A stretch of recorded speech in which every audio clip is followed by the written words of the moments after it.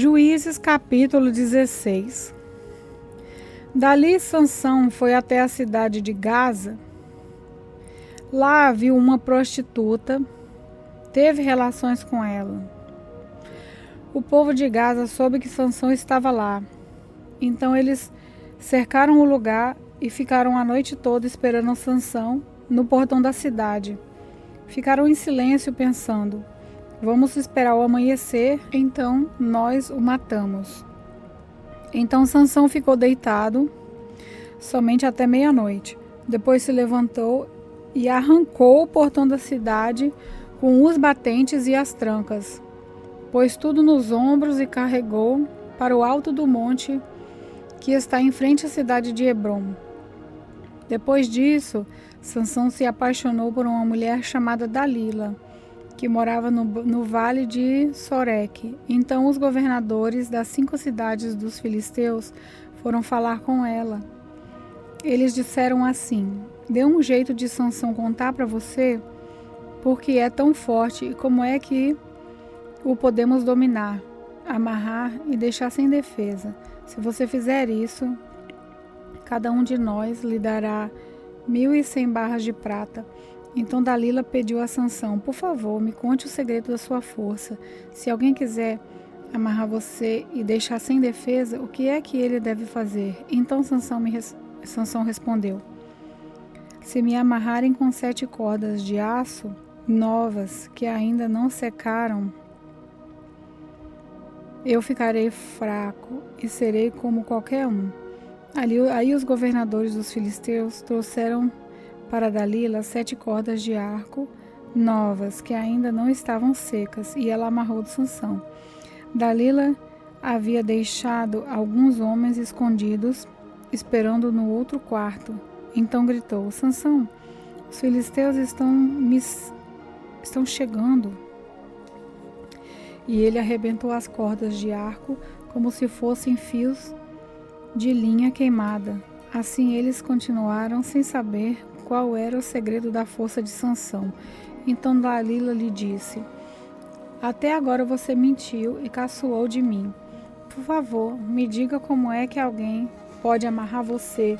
Sansão respondeu: se me amarrarem com cordas novas que nunca foram usadas, ficarei fraco e serei como qualquer um. Aí Dalila pegou cordas novas e amarrou os braços dele. Depois gritou: Sansão, os filisteus estão chegando.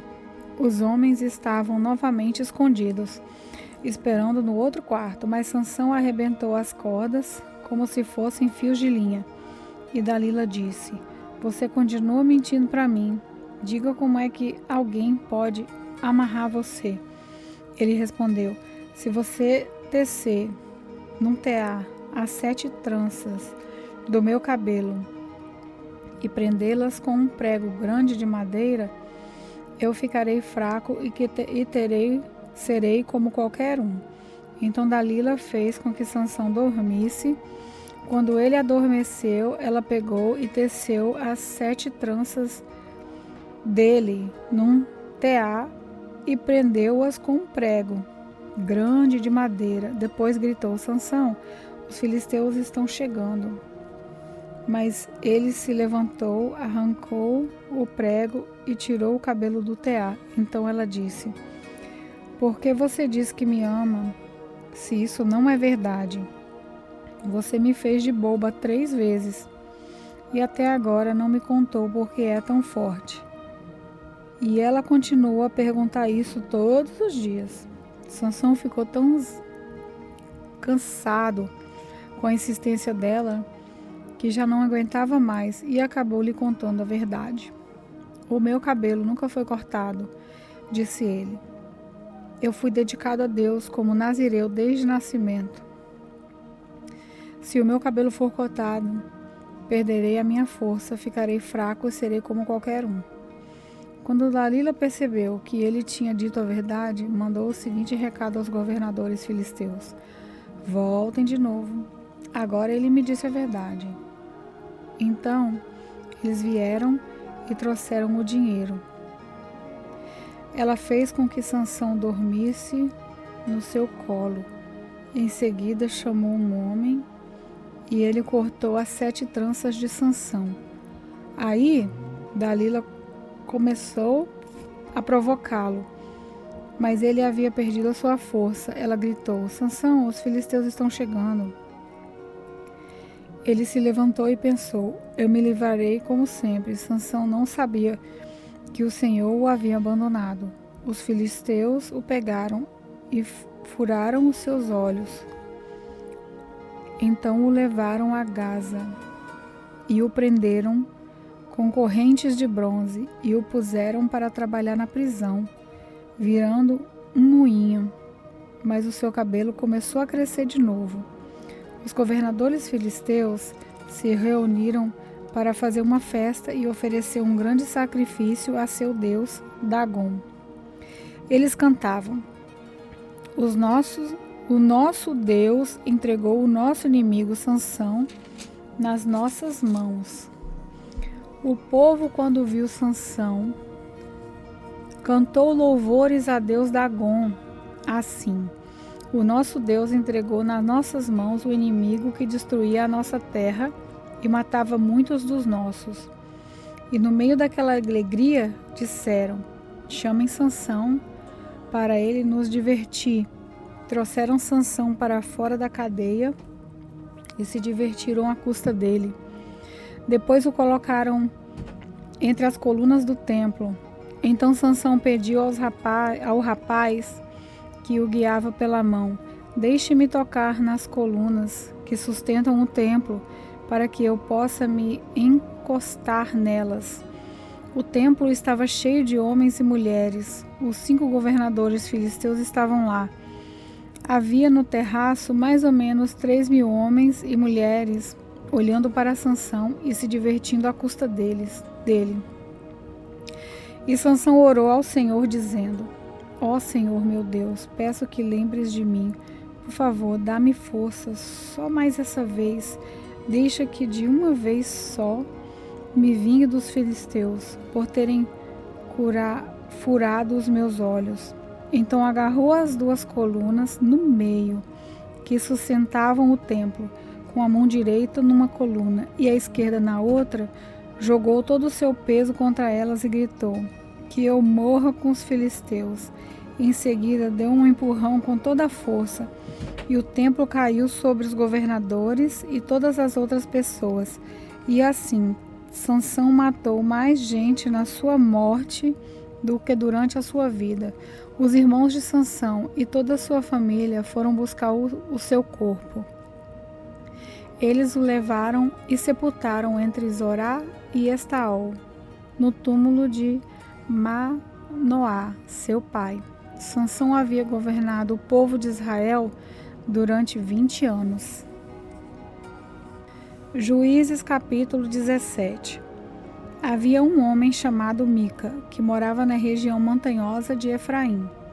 Ele disse à sua mãe: quando roubaram aquelas suas 1.100 barras de prata, a senhora amaldiçoou o ladrão. Eu ouvi a senhora fazer isso. Sabe de uma coisa? A prata está comigo. Fui eu que roubei. A sua mãe disse: que o Senhor abençoe você, meu filho. Então ele devolveu à sua mãe as 1.100 barras de prata, e ela disse: meu filho, para tirar a maldição de cima de você, vou dar essa prata como oferta ao Senhor. Ela será usada para fazer um ídolo de madeira folheado a prata, por isso eu devolvo agora essa prata a você. Mas o filho tornou a devolver a prata à sua mãe. Então ela pegou 200 barras de prata e entregou a um ourives. Ele fez um ídolo de madeira e o folheou com a prata. E o ídolo foi colocado na casa de Mica. Mica fez uma capela. Ele fez outros ídolos e também uma roupa de sacerdote. Separou um dos seus filhos para ser o seu sacerdote. Naquele tempo não havia rei em Israel. E cada um fazia o que bem queria. Um rapaz estava passando uns tempos na cidade de Belém de Judá. Ele era levita. Esse moço saiu de Belém procurando um lugar para morar. E viajando pela região montanhosa de Efraim, chegou à casa de Mica. E Mica lhe perguntou: "De onde você vem?" E o moço respondeu: "Eu sou levita de Belém, na região de Judá. Estou procurando um lugar para morar. Fique comigo", disse Mica, "e seja o meu conselheiro e sacerdote. Eu lhe darei 10 barras de prata por ano, roupa e comida." Então o jovem levita concordou em ficar com Mica e ficou sendo como um filho para ele. Assim Mica o escolheu para ser o seu sacerdote, e o rapaz ficou morando na sua casa. E Mica disse: "Eu sei que agora o Senhor Deus fará com que tudo corra bem para mim, pois tenho um levita como sacerdote." Juízes capítulo 18. Naquele tempo não havia rei em Israel, e a tribo de Dan estava procurando uma terra para morar. Terra que fosse só deles. Isso porque, até aquela ocasião, eles não tinham recebido a parte da terra que devia ser deles, embora as outras tribos de Israel já tivessem recebido a sua parte. Então o povo de Dan escolheu 5 homens de valor entre todas as famílias da tribo.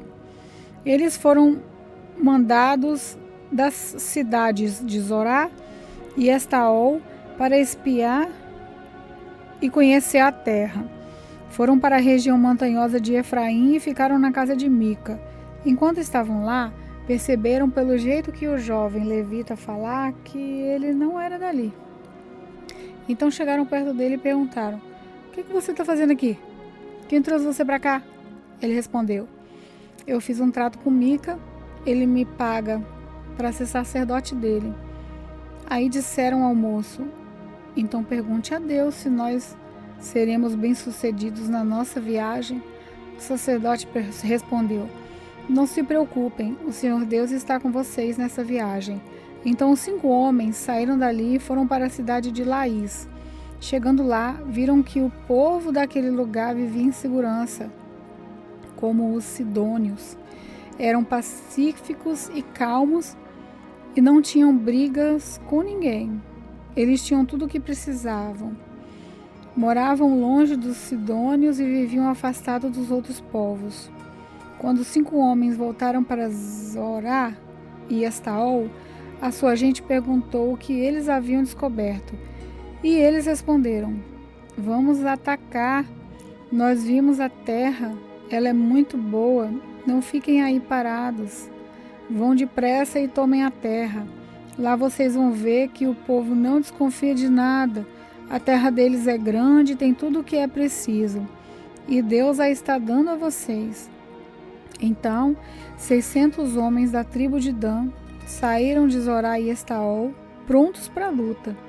Subiram e acamparam a oeste da cidade de Quiriate-Jearim, na região de Judá. E por isso que aquele lugar é chamado até hoje de Campo de Dan. Dali foram para a região montanhosa de Efraim e chegaram à casa de Mica. Aqueles 5 homens que haviam ido espiar a terra ao redor de Laís disseram aos seus companheiros: "Vocês sabiam que numa dessas casas há um ídolo de madeira folheado de prata? Há também outros ídolos e uma roupa de sacerdote. O que vocês acham que devemos fazer?" Então eles entraram na casa de Mica, onde estava o jovem levita, e cumprimentaram. Enquanto isso, os 600 soldados da tribo de Dan estavam esperando no portão, prontos para combater. Os 5 espiões entraram na casa, pegaram o ídolo de madeira folheado a prata e outros ídolos e a roupa de sacerdote. O sacerdote tinha ficado no portão com os 600 soldados armados. Quando os homens entraram na casa de Mica e pegaram os objetos sagrados, o sacerdote perguntou: "O que vocês estão fazendo?" Eles responderam: "Fique quieto, não diga nada. Venha com a gente e seja o nosso sacerdote e conselheiro. Você não gostaria de ser o sacerdote de uma tribo inteira?" em vez de ser sacerdote de apenas uma família? O sacerdote ficou muito contente, pegou os objetos sagrados e foi com os espiões e os soldados. Eles deram meia volta, puseram na frente as crianças e o gado e os seus bens e partiram. Já estavam longe quando os vizinhos de Mica, que haviam sido chamados para lutar, alcançaram os homens da tribo de Dan. Estes, ao ouvirem os gritos dos que vinham atrás deles, deram meia volta e perguntaram a Mica: "O que há? Para que toda essa gente?" Ele respondeu: "Você ainda me pergunta? O que é que há? Vocês me tomaram os deuses que eu fiz e os meus sacerdotes foram embora. O que sobrou para mim?" Os homens de Dan disseram: "É melhor você não falar mais nada, porque esses homens podem ficar zangados e acabar atacando vocês. Nesse caso, você e toda a sua família morreriam." Depois de disserem isso, os homens de Dan partiram. Mica viu que eles eram mais fortes, então voltou para casa. Os homens da tribo de Dan levaram as coisas de Mica, que Mica havia feito, e também o sacerdote dele. Aí foram e atacaram Laís, aquela cidade de povo pacífico e calmo. Mataram seus moradores e queimaram a cidade. Não havia ninguém para salvar aquela gente, pois Laís ficava longe de Sidom e eles não tinham contato com outros povos. A cidade ficava no vale, perto de Bet-Reob. A tribo de Dan construiu de novo Laís e ficou morando ali. Deram à cidade o nome de Dan, porque assim se chamava o fundador da tribo, que era filho de Jacó. E os homens de Dan levantaram o ídolo para adorá-lo. Jonatas, filho de Gerson e neto de Moisés, foi sacerdote da tribo de Dan. Ele e os seus descendentes foram sacerdotes da tribo até que o povo foi levado como prisioneiro para fora da sua terra. E o ídolo feito por Mica ficou com eles durante todo o tempo em que a casa de Deus esteve em Siló.